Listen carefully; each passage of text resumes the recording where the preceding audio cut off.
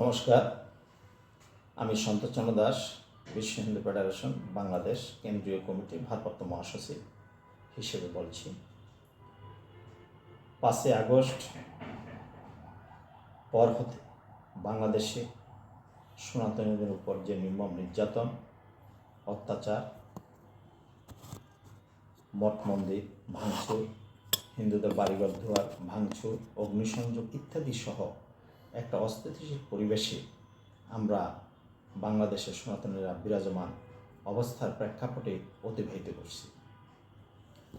গত 25শে নভেম্বর 2024 খ্রিস্টাব্দ আনুমানিক বিকাল 4:30 আন্তর্জাতিক বিমানবন্দর ঢাকা থেকে মহানগর গোয়েন্দা পুলিশ, ঢাকা ডিএমপি, বাংলাদেশ সম্মিলিত জাগরণ মঞ্চের মুখপাত্র শ্রীমান চিন্ময় কৃষ্ণ দাস ব্রহ্মচারীকে আটক করে মিন্টু রোডে ডিবি কার্যালয়ে হেফাজতে নিয়ে যাওয়া হয়।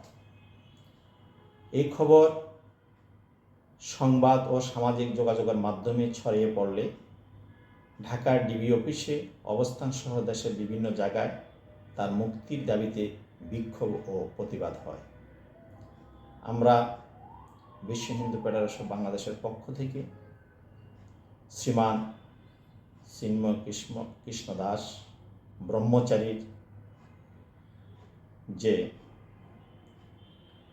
আটক এবং ডিবি কার্যালয়ে নিয়ে যাওয়াতে আমরা বিশ্ব হিন্দু ফেডারেশনের পক্ষ থেকে তীব্র নিন্দা ও প্রতিবাদ জানাচ্ছি। আমরা প্রতিবাদ জানাচ্ছি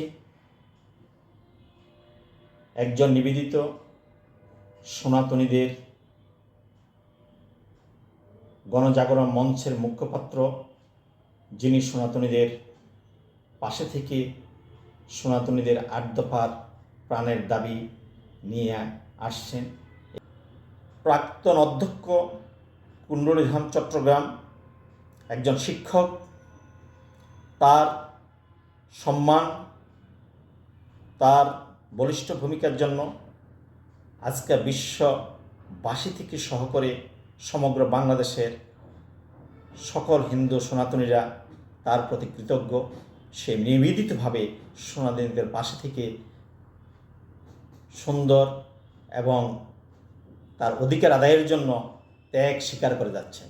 আমি তাকে বিশ্ব হিন্দু ফেডারেশনের পক্ষ থেকে আমি ধন্যবাদ এবং কৃতজ্ঞতা জ্ঞাপন করছি। আমি তার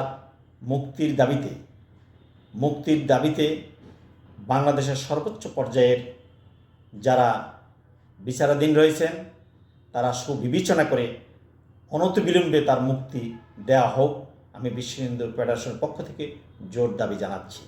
তারই সাথে যদি চিন্ময় কৃষ্ণ দাস ব্রহ্মচারীকে আজকের মধ্যে জামিন দেওয়া না হয় তাহলে আমরা আমাদের আন্দোলনকে আরও বেগবান করব, আমরা রাজপথ ঘেরাও করব এবং সর্বোচ্চ শক্তি দিয়ে হিন্দুরা তার দাবি আদায় করবে এবং আমরা তার মুক্তিকে আমরা চিনিয়ে আনব।